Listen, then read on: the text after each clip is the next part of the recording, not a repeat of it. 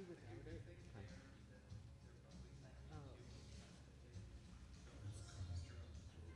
Are This is you up there. gonna do announcements? Yep. Okay. I'm going to say welcome to announcements. What is that March date? Is it March 4? For what? No. When I forgot a key detail in my ask to you. Yeah. Budget's 500. So, just so you know. Okay. Yeah. Cool. That's my I have. what's the date for the Louisville? Nadia. March 6th. Okay. I have a couple flyers. Yeah, they're online, really easy. It's pay what you can. Yeah, and there are flyers back there. Yeah, I'll go grab it for you.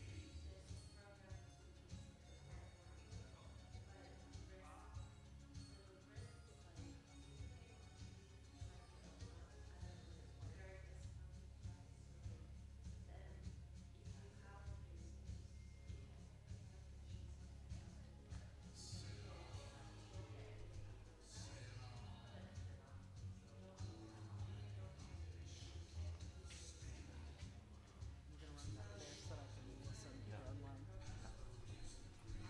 And I'll just start whenever you're ready.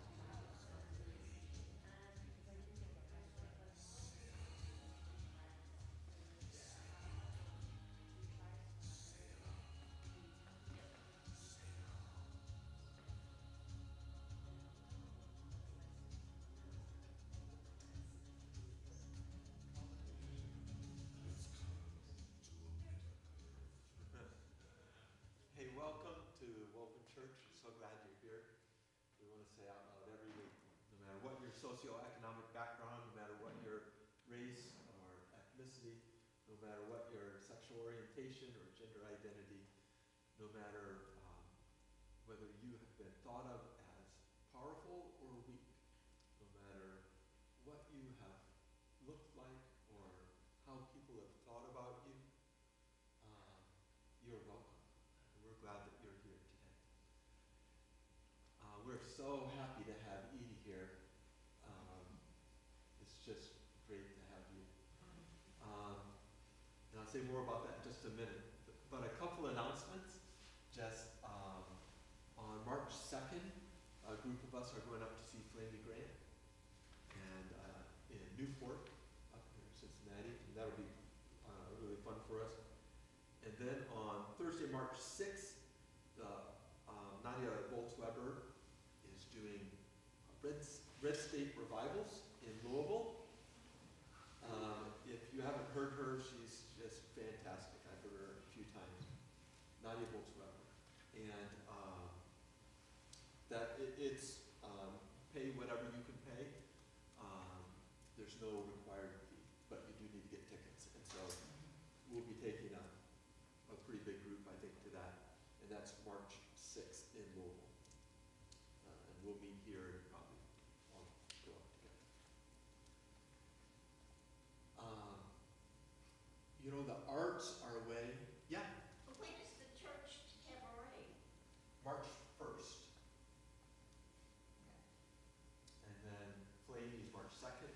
then this is March 6th.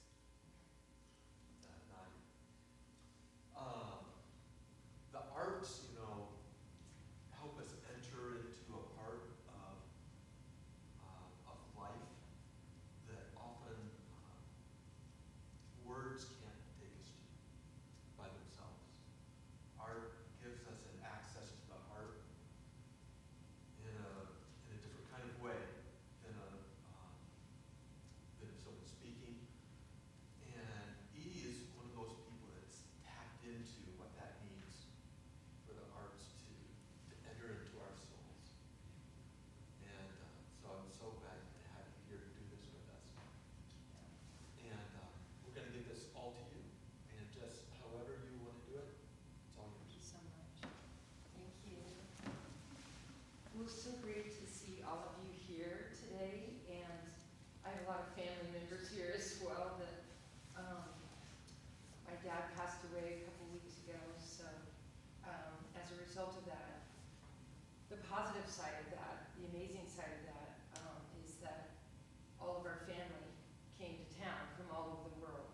So I'm so grateful that they're here and they can be a part of this. And I know we're a small group today, but we can be a mighty group and a powerful group today. I always believe that whoever's meant to be here is here.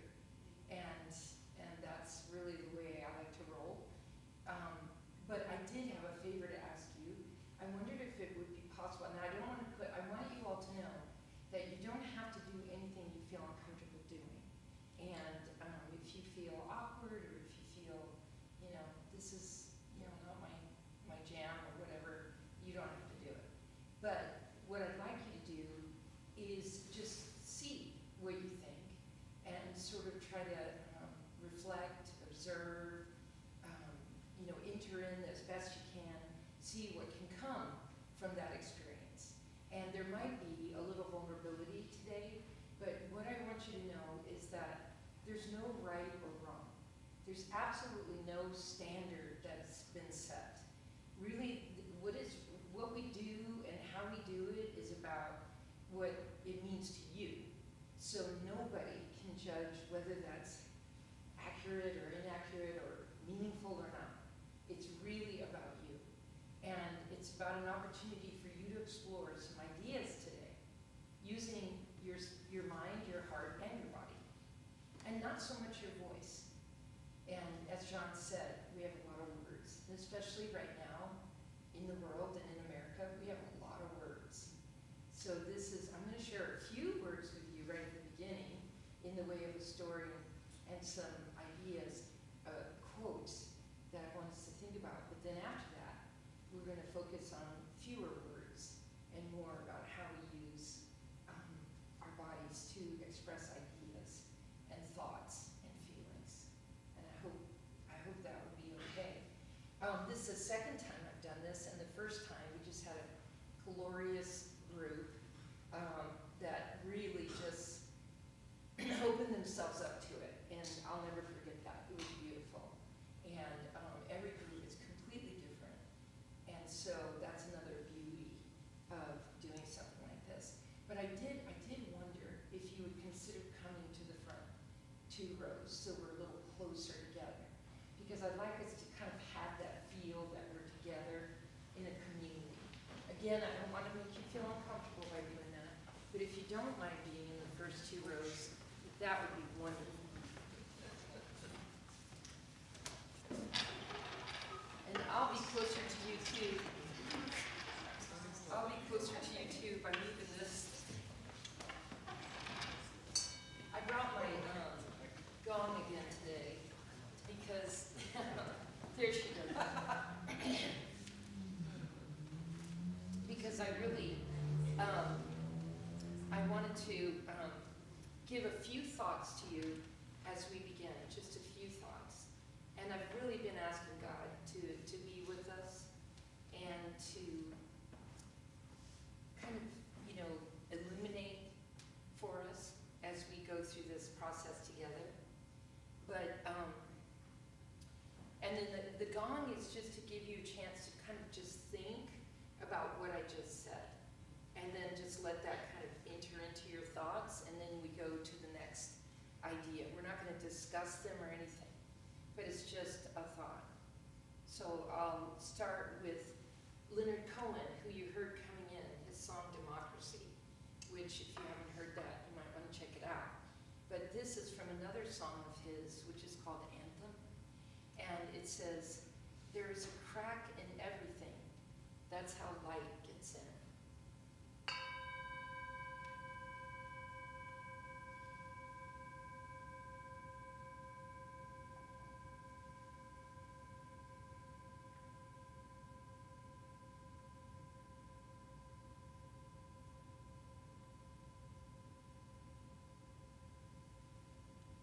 Against the fear of a general death and against the loss of connection, a sense of life is affirmed, learned as closely in suffering as ever in joy.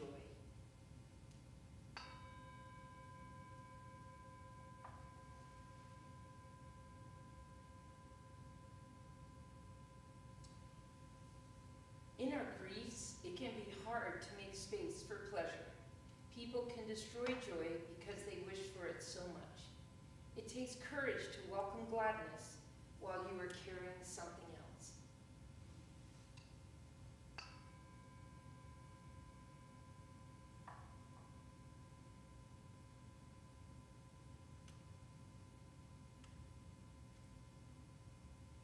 Gregory the Great, in 540, between 540 and 604, when he lived, spoke about compunctio, the holy pain, the grief somebody feels when faced with that which is most beautiful. The bittersweet experience stems from human homelessness in an imperfect world, human consciousness of, and at the same time a desire for perfection. The inner spiritual void becomes painfully real when faced with beauty. There, between the lost and the desired, the holy tears are formed.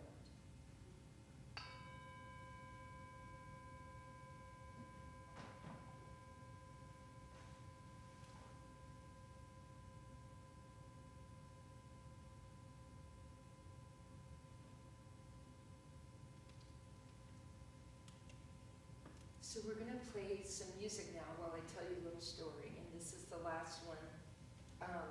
Well, it's not the last one, but it's just a story instead of a thought. And so we're going to play Adagio in G minor, and I think we have it.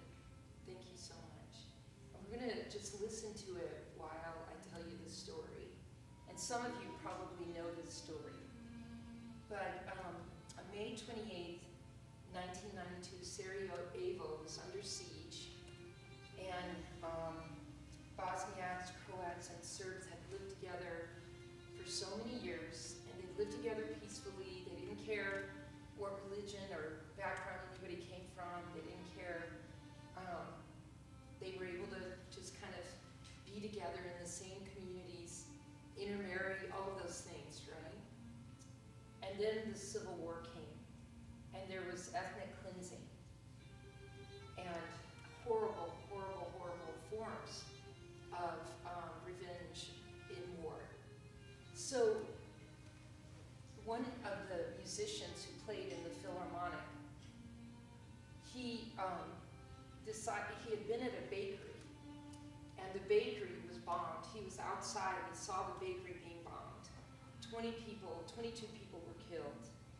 And he had helped on that day. The wounded and everybody that he saw were hit by the bombs.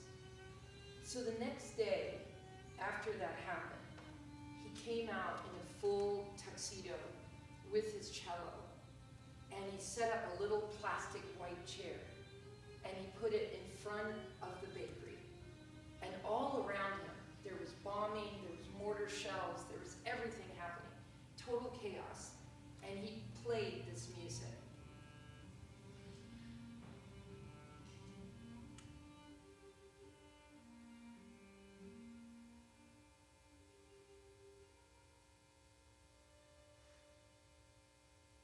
And he played it in honor of the 22 people that had been killed, so he played it there for 22 days. And in 22 days, you would think that somehow he would have been bombed himself, but he was not. And it was sort of a miracle, considering the rifle fire, machine guns, everything. What happened, because he kept playing for 22 days, other musicians came out, and they started doing the same thing all over the cities. And people would ask them, what are you doing? Like, you guys are gonna get killed, what is happening? And they said, we're not combatants, we're violinists, we're not victims either. We're just humans, flawed and beautiful and aching for love. And so it just started this revolution of artists in the midst of that war and mayhem. So I was really moved by that because I see that happening now in our world here. I see this revolution of artists coming out and creating and responding, and not in hatred and enmity and all of this, but in love through their art, the best way they can. And that's not to say it's weak in any way, but it's been really, really moving to see that revolution starting again, which I saw years ago in a similar way. In Korea, they have this word called Han, and there's a lot that's been written about it, but most people don't understand it. It's sort of, some people say it's this sense of bitterness, it's kind of a mixture of angst, endurance, yearning for revenge, deep sorrow, incompleteness, a feeling of incompleteness. But at the same time, it's also described as hope. At the same time, it's described as an ability to endure hardship and also suffering, because Korea's had a long history of suffering. So it's not a completely negative feeling, not a negative experience, but it's something that very deeply touches people. And there's so much written about, can people who didn't grow up in Korea, who are Korean Americans, have Han? Can anybody have Han? And I actually believe that we can.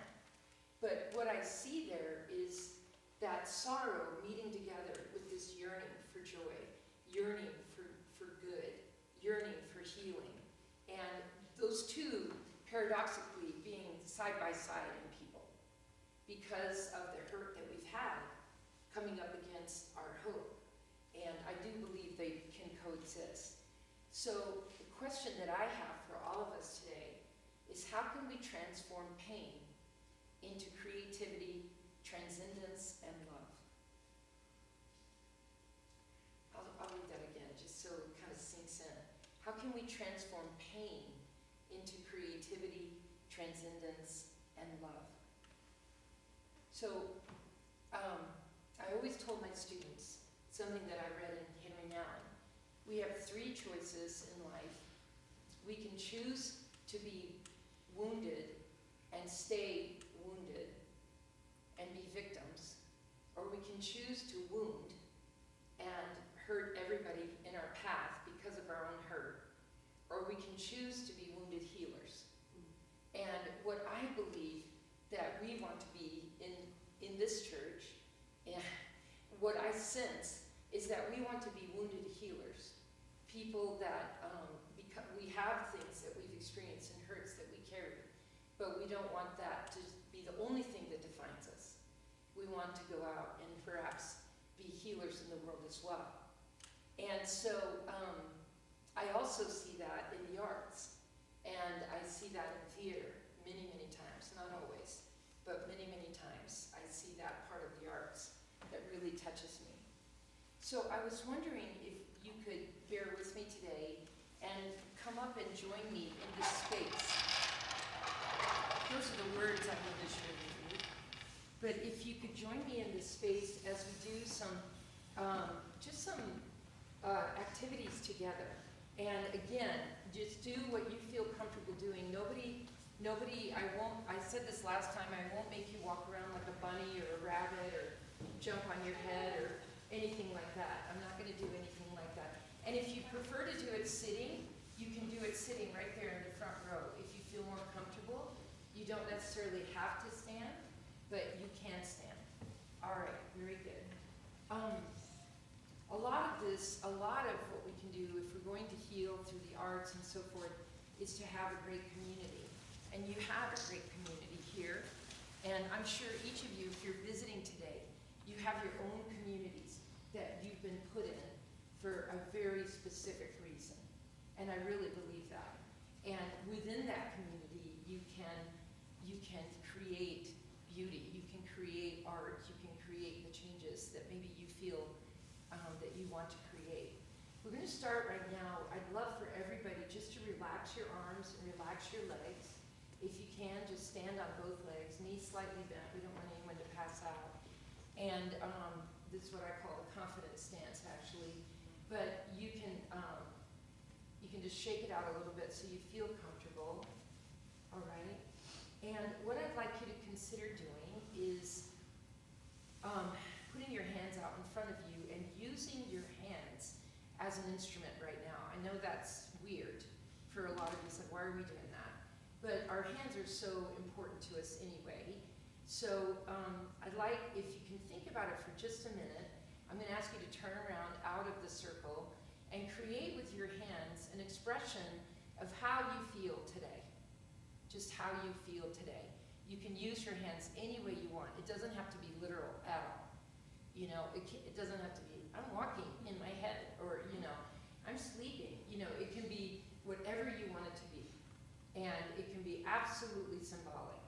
No one will judge it. There's no right or wrong. So just then, when I say, can we turn in, you'll say your name and just show with your hands what you feel today. Okay? We won't discuss it. We'll just go right around the room. But the hands will do the talking today. All right? All right, we'll turn out so you can think about it for 10 seconds or so.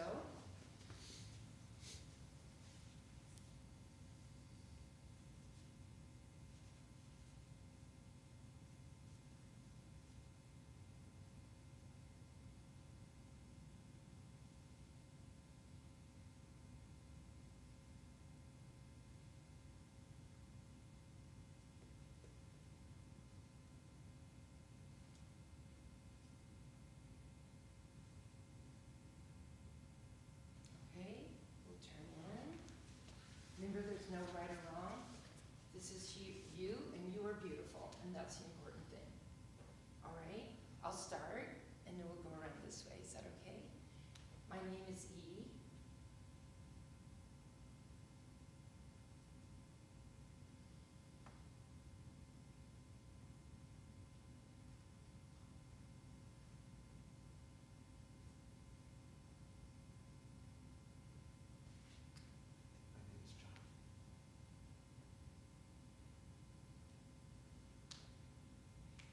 My name is Matt.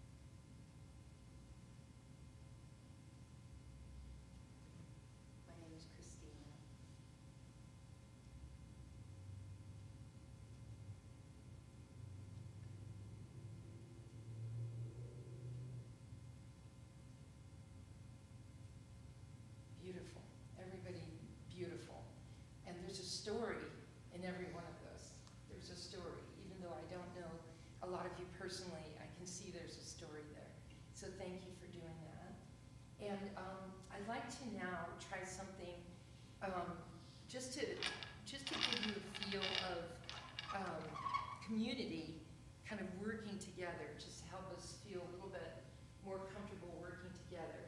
So this is an exercise that it's not hard to do, but you kind of have to kind of feel what's going on around you. So a lot of times we talk about our peripheral vision. So when you're an actor, if you're in theater, you always have to have peripheral vision. Because if you don't, you could get hurt on stage. But I think in community, in society, we need peripheral vision.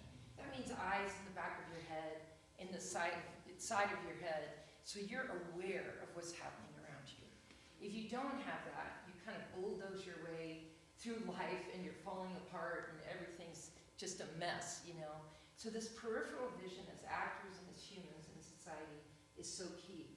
So what we're gonna do is, we're just gonna walk around the room, we won't touch each other, but I'm gonna just say a couple directions, if that's okay. The first one is just walk, and you can use any of this space that you want. Any of this space here. And you can use down the aisle if you like. That's fine, but you have to be able to sort of see everybody with your peripheral vision. All right, let's try that. Just walking, just walk. So, anywhere in this space, yeah. Just keep your peripheral vision going as you do it. All right, and you can come to a stop. My next direction will just be stop. So you'll just stop and stand. You know, nothing to it. All right, so let's walk and try that. Ready? Walk. Stop. Whatever position you're in, just hold it. Very good. You did a great job. Perfect. Walk. Whatever that, it could be any position. It could be mid-stride, and it'll be fine. And stop. All right, my next direction will be sit. So, now if you're not comfortable sitting on the floor, you can sit on a pew or on a step. It's up to you. All right, ready? Walk. Sit.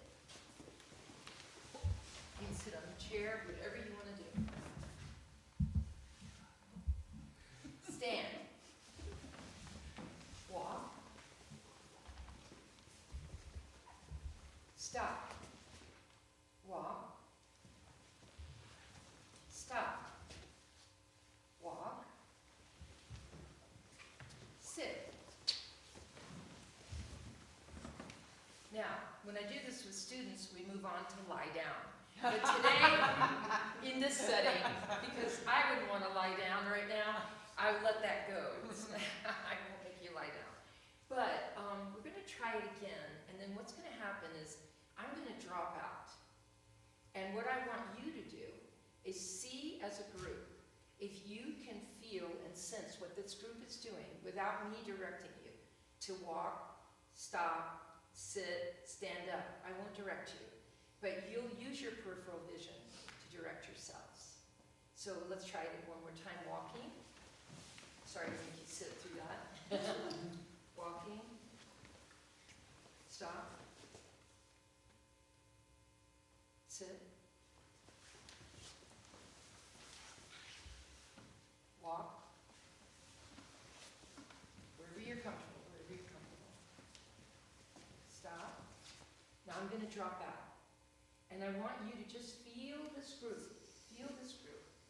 And keep in mind that if you feel like a leader and you want to lead it, the next time, let somebody else lead it. Some of us have the inclinations like, all right, I'm going to lead this whole thing. That's probably me. Just me. So is anybody allowed to say? Anybody, you won't even say it, you'll just do it and they'll follow you. Okay, so let me give you. Nobody has to say a word. You just do it. In other words, if you feel led, you'll sit down and everyone in the group with their peripheral vision will sense that and sit with you. Then someone else will decide, I'm going to stand up. Do you know? And you'll follow each other without anyone saying anything. Okay? So, connectivity in the group and watching, thinking together. And there's, again, you can't fail. You can't fail. There's no failure. Everybody wins in drama class, okay? That's what I always said. Here we go, and walk. Oh, I'll just get you started. If you not,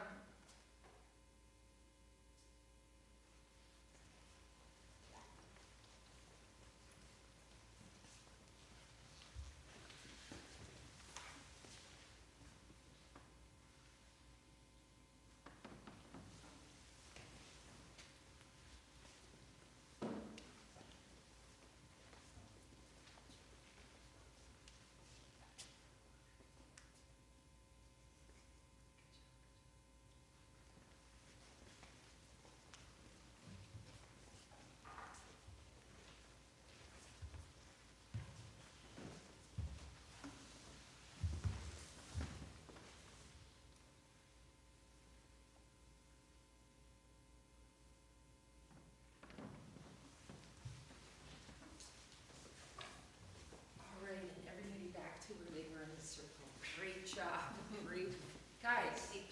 A plus. You did so well. You did so well. And some of you were moving out and up, and you still were able to get back and move in synchronicity. And I'm so impressed because, again, we don't all know each other, but well done. Well, I think, I could talk about each of these activities, but I want to keep that I don't want to do that. I want you to just let that sink in a little bit, the power of awareness in community and the needs of your community, and just keeping that emotional peripheral vision, the heart vision, as well as your physical vision. So key. Now I'm going to just do something with you that kind of gives you a sense of how these theater of the oppressed, which is what I'm using today for those of you who weren't here last time, elements of theater of the oppressed, where they fought oppression through theater techniques, and that's a whole nother story, but it was incredibly powerful and effective, particularly in Brazil, where the founder came from, and during his revolution there, and the artists came together and found ways to solve problems and overcome situations through theater of the oppressed. So, but one of the goals is to really work towards exploring the situation, and then maybe not having the solution, but exploring what it is, asking questions, and finding ideas of solutions. Not that there's just one, but a lot of different ones. So that work with another person in a group like this is so key. So I wondered if you could find someone in the group that you might feel not threatened by, if that makes sense. You wouldn't mind putting your hands, Christina, you wouldn't mind putting your hands on their shoulder.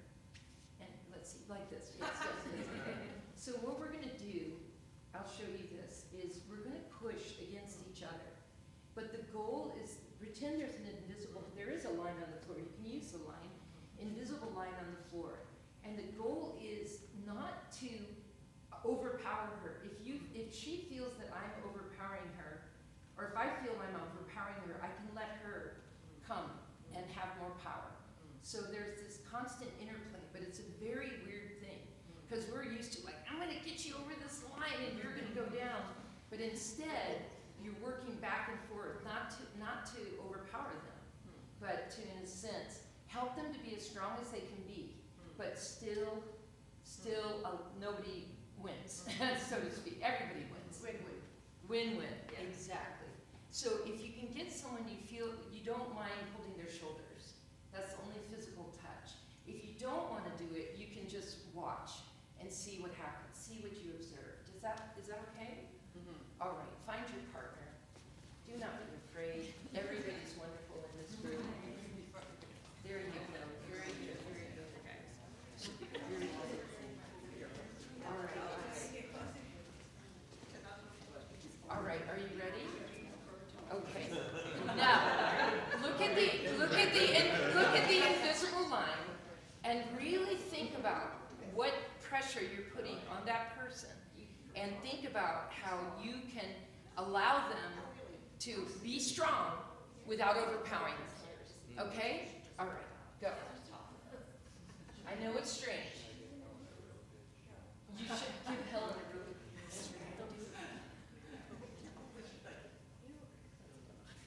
All right, very good. Yeah, she is. So if you sense that you're being too strong, what do? You let up and let them go. You let them go. Okay? Push and pull a bit.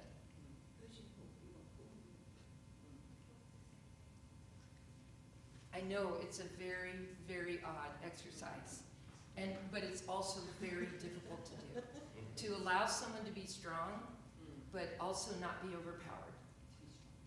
Be strong together. Yeah, yeah. That's a great way to say it. The hardest part is eye contact. If you don't want to have eye contact, that's fine. You don't need to. That's another session. That's a hard session. All right, and release. And release. And if you don't mind, just give your partner a double high five and say thank you. Thank you. All right.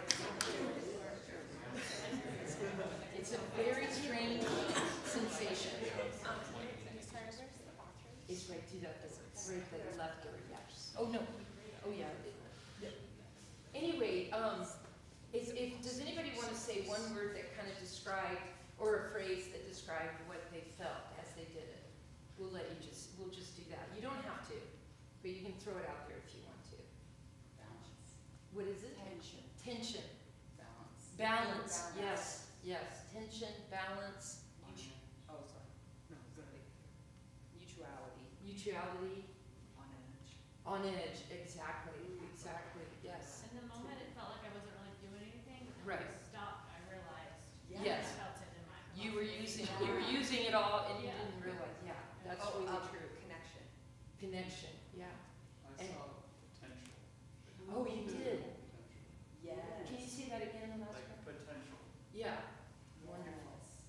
Yeah, I think there's so much potential in that, and I think we're in a society where we're meant to overcome everybody and everything. That's the message, and you know what's Yes. that? Capitalism.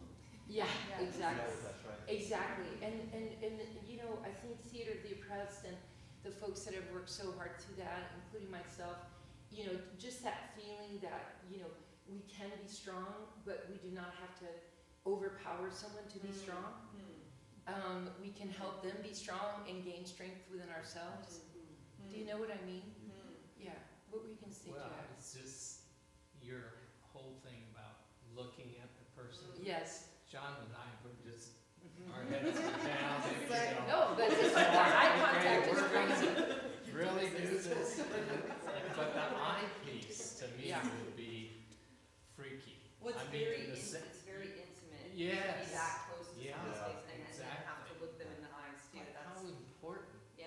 that is. It is, as a and when I piece. work with students, we work towards the eye contact. It's not right away, Yeah. because students are just pulverized by that. But the idea that you have to look in someone's eyes, right? But we know that is such a key, and so I do a lot of activities where they can get to that, and you guys would get there a lot faster than, you know, because kids are younger. They're just younger, and that's just hard. They feel kind of self-aware. Thank you so much for being willing to do that, for being willing to do both of those.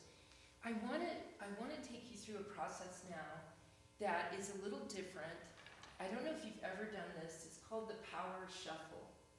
And in a way, we kind of need more space to do it, but I think we can try our best. I'm wondering, is there a way for us to, what we may do is do it this way, and then I can move this, yeah, I can move this. We can do it this way, and then what we can do is kind of go back and start over, turn around and start back. But what I'd love is if everyone would just line up across the pews, and you're gonna move towards me, and I'll move up on this step so that you have even a little more space. And in this activity, I'm just going to ask you some questions. And these are not the easiest questions in the world. And if you don't want to participate, you just stand where you are. In other words, if I ask a question and you don't want to answer, you just stand. But I also want you, if you are willing to answer the question, to just observe what you notice about this group, about this community right here. Use your peripheral vision. See who's stepping forward, see who's stepping back, and what dynamics do you see? Now we could do a whole session just on this, but I want to introduce it to you as an idea, because I think a lot of times we just don't realize what's in the lives of the people around us. And and it's hard sometimes to get to the heart of their story. So I'm going to read the questions to you. Typically when we do this, we hold hands. And once you can't keep holding hands anymore, you let it go. So, but I'd like you guys, if you could, to step sort of in the middle, so that you can either step up or step back. And also, please take tiny steps, because we have a tiny space. So we won't be able to do this properly if we all try, you know what I mean, to take a huge gallop forward. All right. Okay, so this is called the power attack. Okay, are you ready? You or your ancestors are from Europe. If that's true, step forward. When I'm taking tiny steps and y'all are just... Yeah. You or your parents are newcomers. In other words, immigrants or refugees to this country. If they're not, step back. If they are, step forward. Okay, I forgot that. Sorry, guys. You were raised by a single parent. If you were, step up. If you're not, step back. Okay? And you can see when you hold hands that eventually this would get, but everybody has the flu, so I understand that we may not want to. You or someone close to you is lesbian, gay, or bisexual. Step forward if you are, and step forward if that doesn't relate, and step back if that doesn't relate. Are you getting the picture of that? Okay. I won't say it every time now. You or someone close to you identifies as transgender. Okay? And be aware as you're doing this. Look around and be aware. Be aware as you're doing this. Who is where? Okay? And your awareness of that is for understanding only. For understanding only. You or someone in your family has a physical disability, like they use a wheelchair, or they have a chronic illness. Okay, take a minute to let that sink in. You or someone you know deals with a drug or alcohol addiction.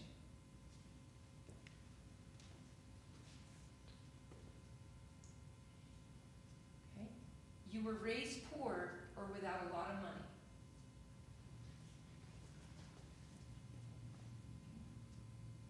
You speak a language other than English at home.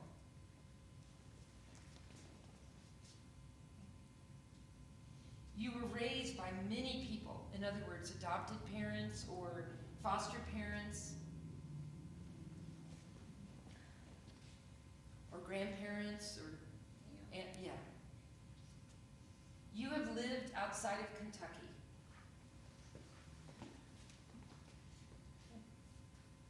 You or someone you know lives with a mental illness like depression or anxiety. You or someone you know. You have ever been made fun of because of the way you look. Your body size, height, weight, anything like that. I just want you to take a minute and pause here to take stock of your physical and emotional reactions to this stepping forward and stepping back. If you can walk down the street holding hands with your partner without fear, take a step forward. If you cannot walk down the street holding hands with your partner without fear, take a step back.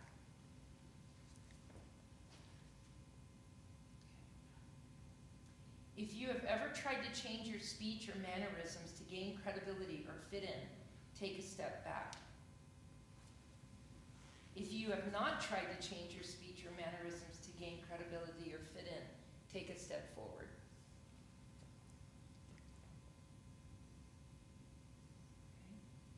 Okay. If you have felt in a community center or house of worship in your community that others have seen you as exotic or strange or weird, take a step backwards.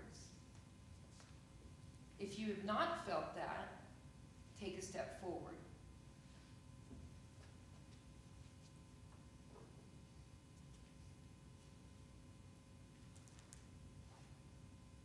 Okay, so take a minute, think about your physical, emotional reactions to those stepping back and forward in those different scenarios. And then take a look at everyone around you. And then, if you don't mind, all get into the same line together.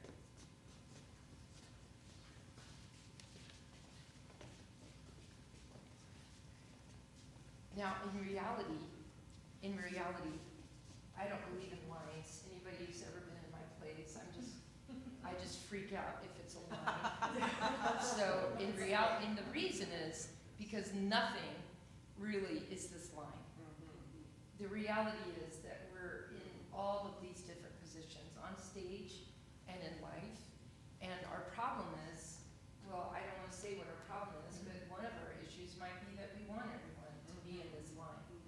And doing that, there's a power differential that happens when you do these activities, like the powered shuffle, because you realize, oh, some people are moving forward, some people are moving back, and I did this myself for the first time in New York, and I realized as a white, cis woman, I was not moving forward with issues that other people were having, and I was at the back, because I had not had some of those issues. I had some, but I hadn't had some that a lot of the people in the workshop had had, and it was really eye-opening. So, take a breath, everybody. Take several breaths, deep breaths. One more deep breath. Okay, and if you want to sit down on the pew, you can, just for a second. Just for a second.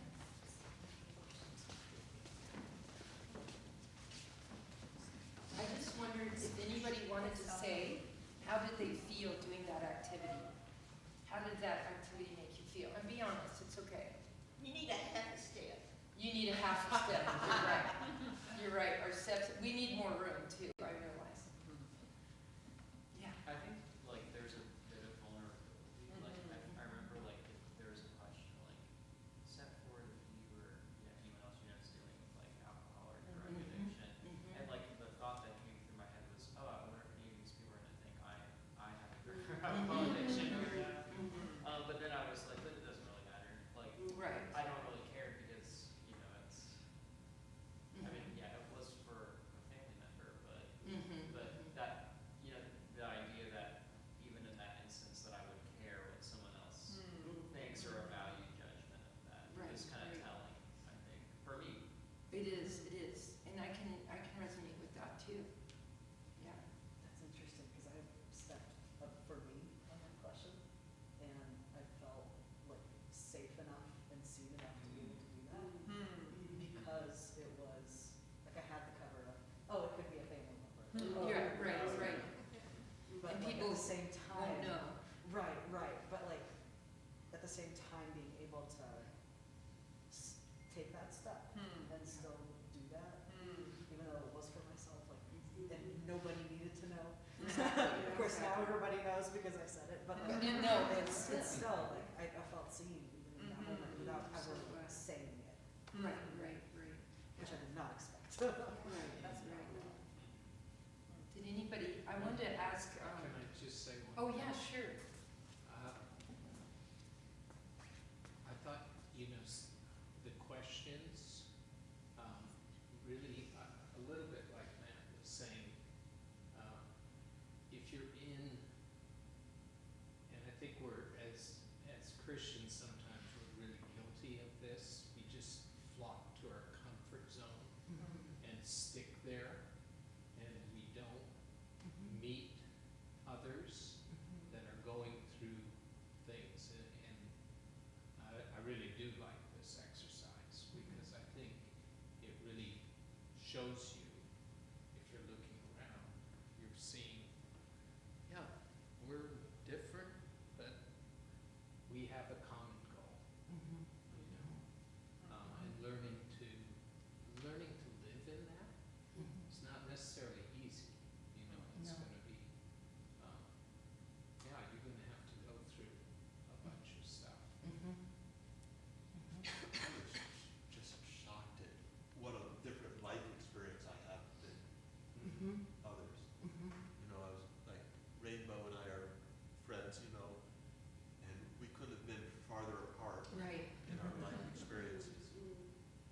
that's one of the questions I had. How did that feel when you were moving this way and the other people you know are moving in another direction, Yeah. right?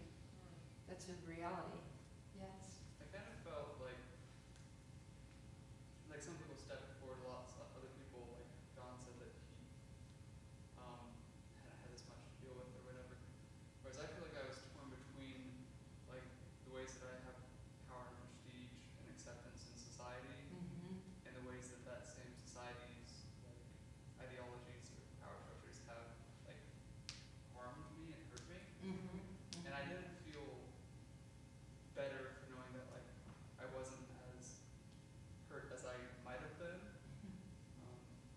Just because like if I'm half privileged and half traumatized by society, Mhm. they didn't cancel each other out. Right, right. That's so well said. They don't cancel. They don't cancel each Even other. in my own person. Even in your own person, exactly. You carry them both. Yes.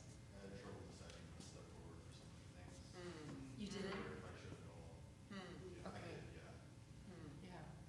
Why do you think that was? You just felt like you weren't sure. Well, I felt that way too. And I was kind of analyzing it too much in my, when I did it years ago.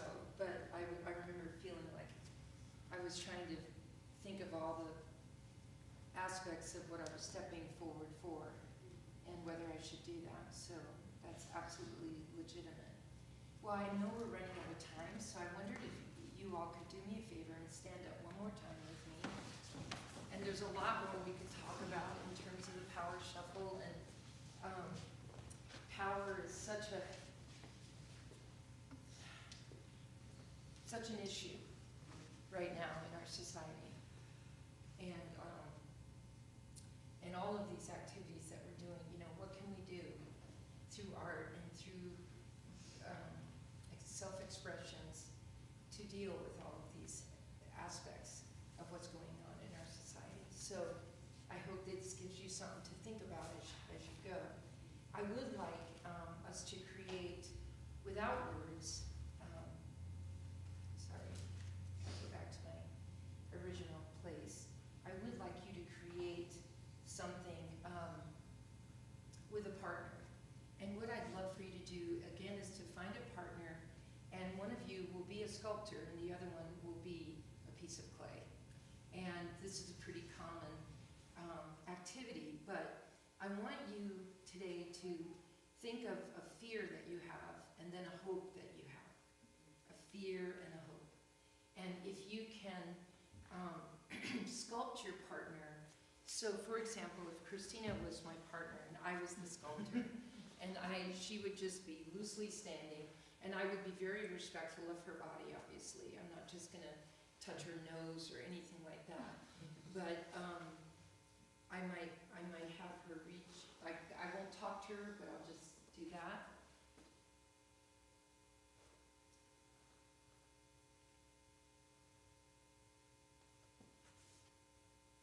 And that might be my fear.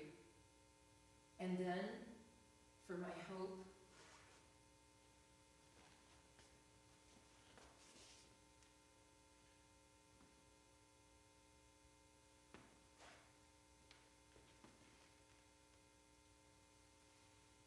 that might be my hope. And so it could be as simple as that, all right? Just, and I didn't touch you in any way that was compromising, but do it with somebody maybe that you feel comfortable with again.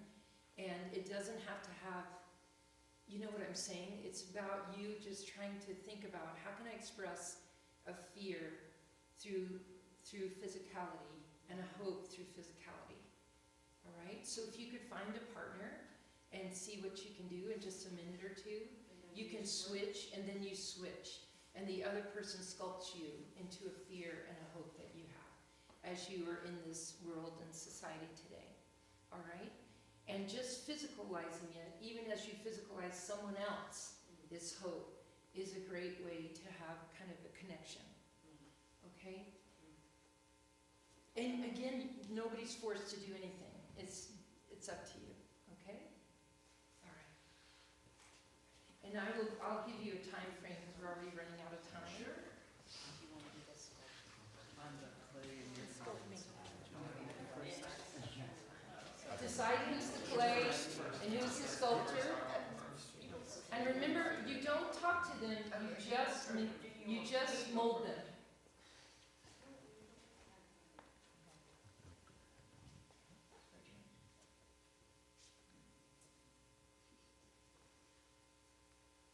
And when the sculptor is finished, if they could turn around and just look at me, and the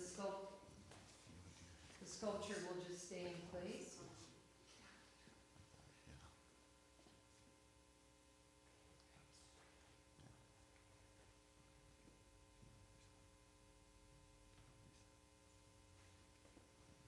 And what I would love is if all the sculptors would come and stand with me and the sculptures just stay.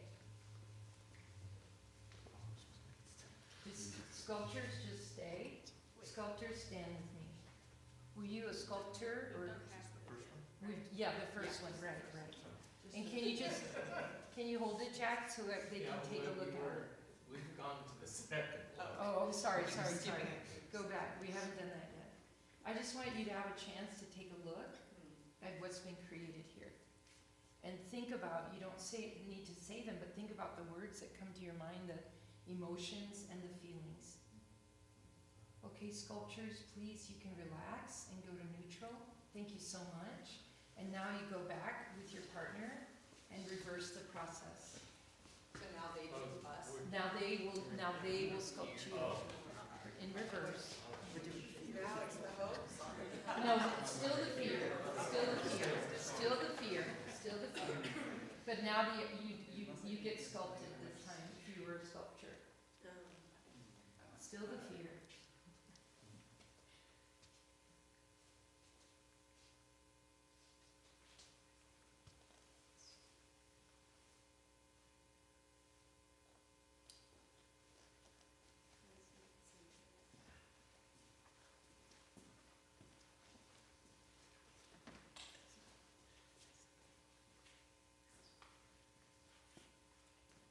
And when you finish, you can just look at me. Do you want to take your picture of your dress? Okay. Can all the sculptors join me right here to look at the sculptures? Okay.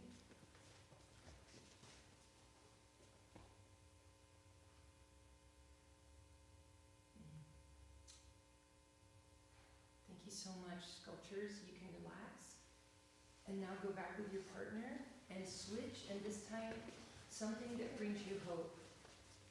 When you think about this world right now, what brings you hope? And the opposite was sculpture.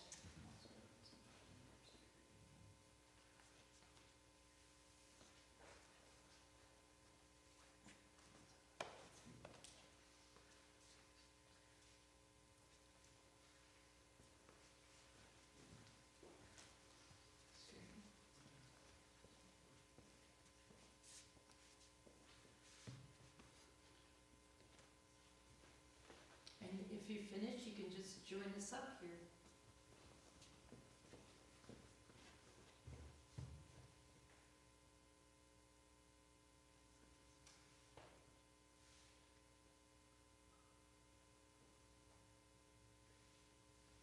Thank you for being gentle, everybody. Thank you for being gentle. Beautiful. Can you see everybody? It's beautiful.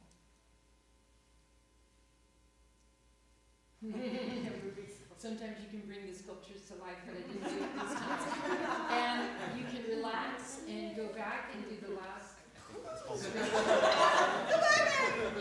I know. Well, I do that sometimes one more time. Yes.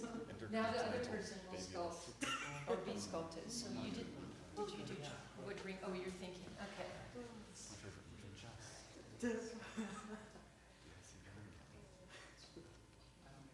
Okay, yeah, go ahead. You do that then.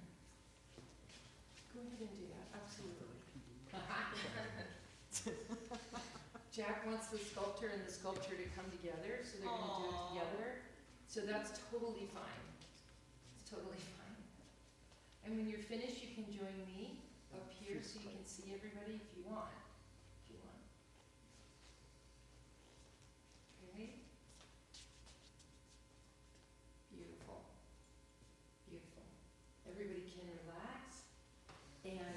to our circle again. Come to our circle.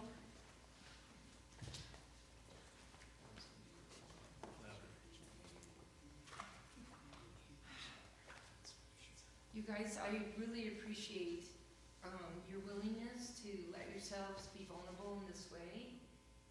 It's very hard to feel safe while you're being vulnerable.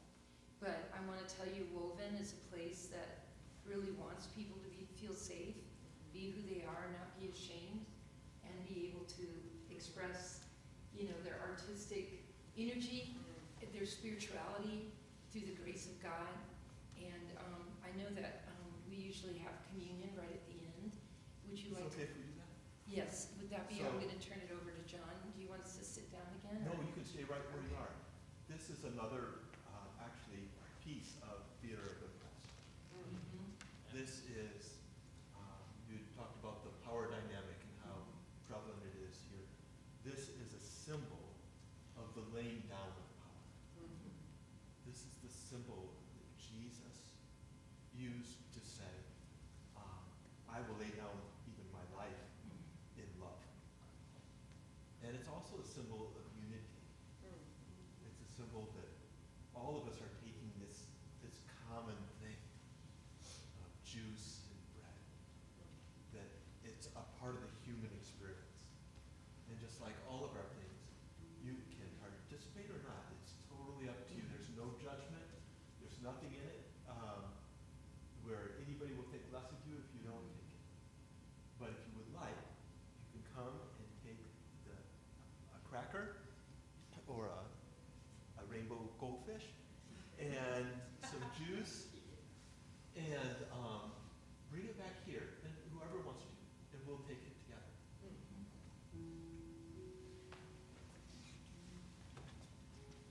With the generous.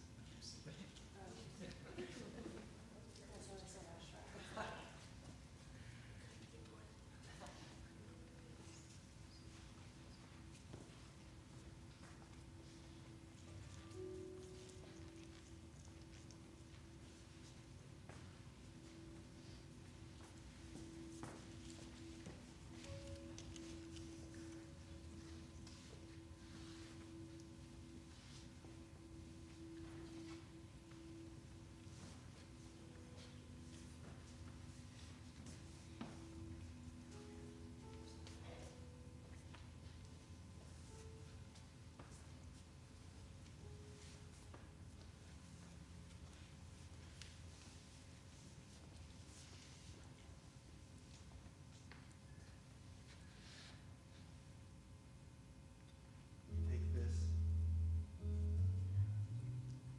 symbolizing that we don't believe power is why we worship God. That we worship God because God, in all power, laid it down. And above all, laid it down in love. We do that together.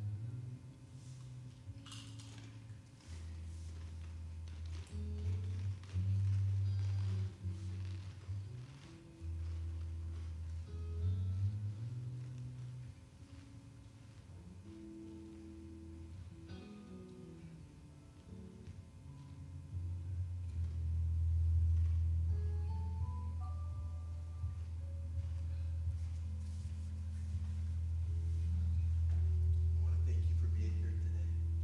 Thank you, Edie, so much. My joy.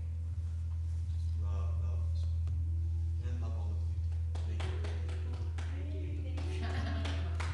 Totally my joy. For any who are able, we'll meet you next week. I hope this is a good week for you. Thank you for being here. Put our cups over there. I don't. Here, let me get you covered. Okay.